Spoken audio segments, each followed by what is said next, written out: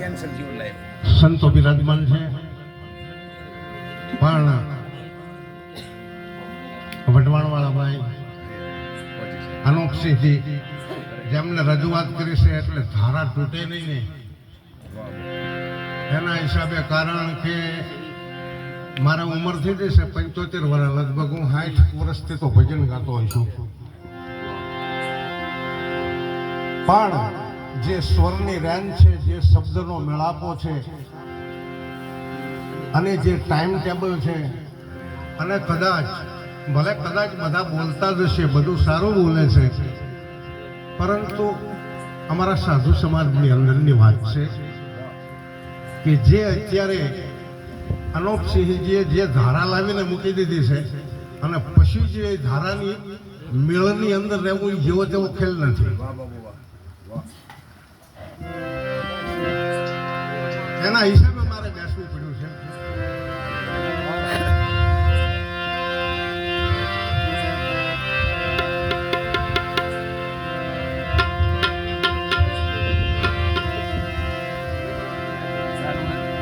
મૂળ ઘર ના મળે કોઈ માલમી સમજાવે શબ્દમાં સાદ,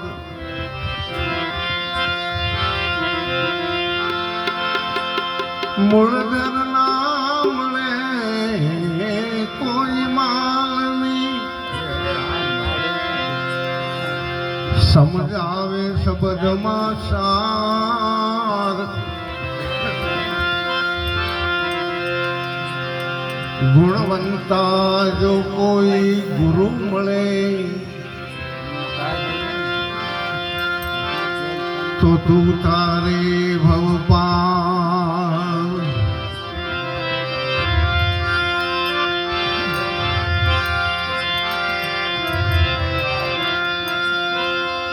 અંતર હોય જેના ઉજળા, એ અંતર હોય જેના ઉજળા, અને નેનોમાં હોય જો ને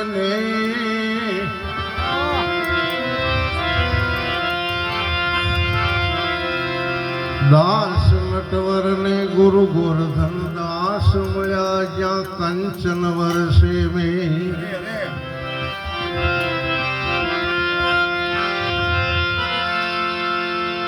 કહે નટુ રામ સંત સમાગમ વિનાય અવસર એળે જાય,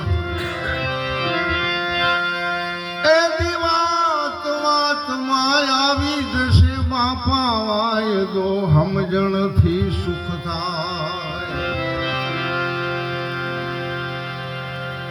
અનોખસિંહજીએ સરસ મજાના શબ્દો મૂક્યા. સવારામ બાપાનો જે ગુરુગમ પ્યાલો, ખરેખર જુગતી કોને કહેવાય? જુગતી એમાં લાવા જુગતી કરીને હું જોવા આલી મારા સદગુરુએ બતાવી શાન, અમરનગરમાં આચમ દેખા ભૂલી ગઈ દેહનું ભાન. છે અત્યારે કદાચ કોઈ આમ કહેવા વાળા નથી કે મારે જોવું છે, બતાવો તો ખરા. હા, જુગતીથી મુક્તિ છે, આ જીવની જુગતીથી મુક્તિ છે, પણ જુગતિ શું છે કહો તો ખરા. સોયરો બાપાએ કીધું શું છે? દાસ સવો કહે સુનો તમે સોયરો, સમજવાથી જન્મ મરણ ભેજાય, જો ગુરુગમ પાઈ નણદલ લેરિયું. સવારામ બાપાનું જે લેરિયું છે એમાં સોયરો શબ્દ છે, એને સમજવાનો છે, સમજીને વિચારવાનો છે, એને સાંભળવાનો છે. આ તો જુગતીની વાતો છે. કીધું ખરું બાપાએ કે જુગતી કરીને હું જોવાને હાલ્યો નહીં, જુગતી કરીને હું જોવાને હાલી. આ તો જ્યારે સદગુરુ મળ્યા અને જેની સુરતા બોલતી થઈ છે, જેની સુરતા દેખતી થઈ છે, જેની સુરતા સાંભળતી થઈ છે, ત્યારે સુરતા કહેશે કે હું તો જુગતી કરીને જોવા હાલી. અને સુરતાને જ સદગુરુ શાન બતાવે છે, અને સુરતા જ સદગુરુના શબ્દ સાથે વરી ચૂકે છે. ત્યારે આવું આપણે સાંભળવામાં આવે છે. એના હિસાબે મારે ઘડીક એકાદું ભજન લેવાનું થયું છે.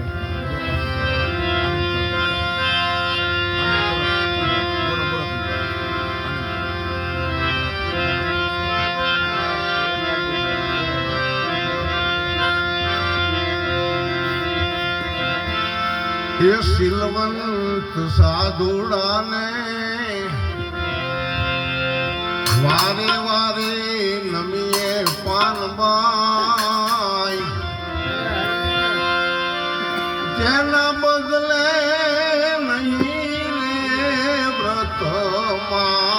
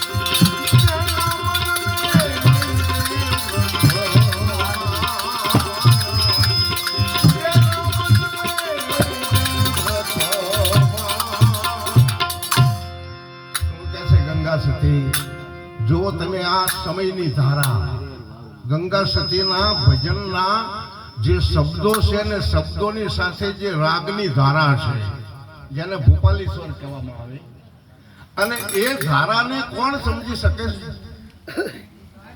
શીલવંત સાધુ. સાધુ કોઈ હમણાં વાત કરી અનુપસિંહ કે ભાઈ જાતિ ભાતિ નથી, વાત બરાબર છે.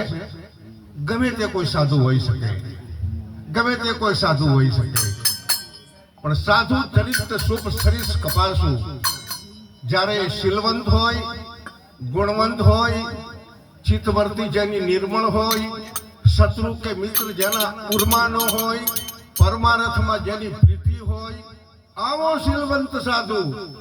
અરે ગમે તે જ્ઞાતિ હોય પણ આવો જ્યારે શીલવંત બની જાય અને એના નમન કરવાથી આપણી 71 પેઢીઓ ઉજ્જવળ બની જાય. હા, નરસિંહ મહેતાએ કીધું છે એને વૈષ્ણવજન કહેવાય. વૈષ્ણવજન તો જેને કહીએ જે પીડ પરાઈ જાણે, પર દુખે ઉપકાર કરે તોય મન અભિમાન નો આણે. હા, મોહ માયા વ્યાપેની જેને સકલ તીર્થ તેના તનમાં કહે નરસિંહ મહેતા. એના દર્શન કરવાથી આપણી 71 પેઢીઓ તરી જાય. ઈ શીલવંત સાધુને પાનભાઈ તમે વારે વારે નમજો. મેં હમણાં વાત કરી હતી કે કૃષ્ણ ભગવાન અને રામચંદ્ર ભગવાન જેવા પણ કહે છે કે મારા કરતા મારા સંતો ઉપર સબરી તું વધારે ભાવ રાખજે, અને અર્જુનને કૃષ્ણ કહે છે કે મારા કરતા જ્ઞાની સંતો છે એ મારા પરમ સખા છે, મારા આત્મા છે, માટે એને વધારે માનવાના છે.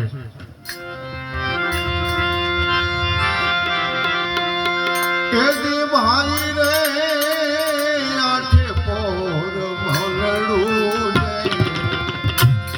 મસ્ત થઈ દે રે વેને લાજો જ્ઞાન તુરિયા માતા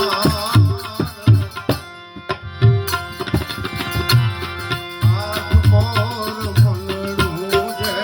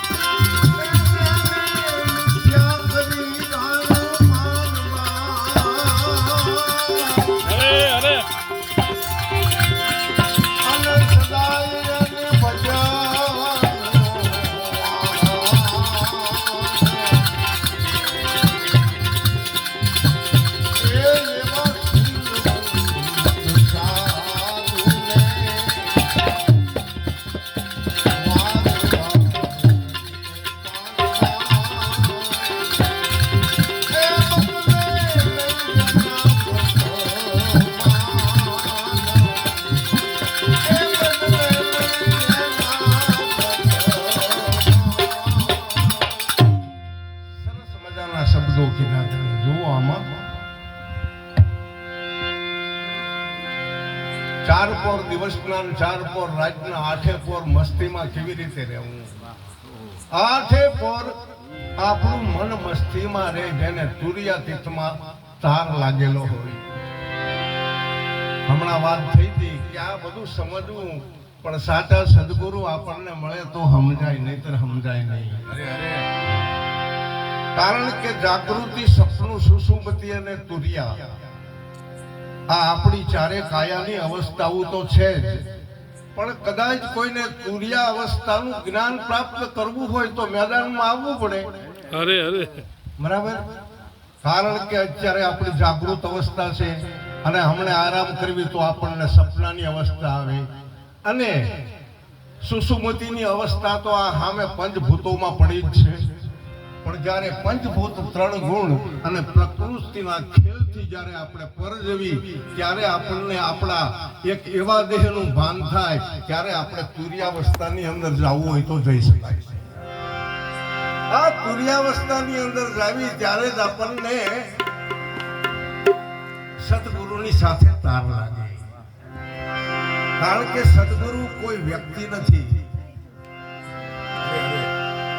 પરંતુ આખા વિશ્વનો અંદર વ્યાપક. મેં હમણાં વાત કરી, પણ અત્યારે હાલમાં બ્રહ્મનિષ્ઠ શ્રોત્રિય અને બ્રહ્મ સ્વરૂપ સદગુરુ મળે એ તો સત્યનો તમે જુઓ ને તો સ્વરૂપ ધારણ કર્યું છે.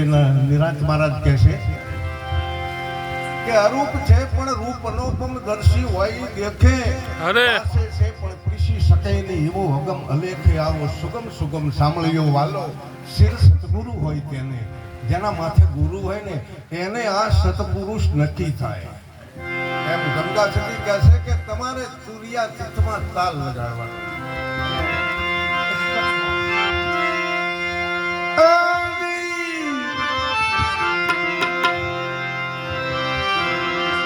સંગ તું કરો તો પાન ભાઈ તમે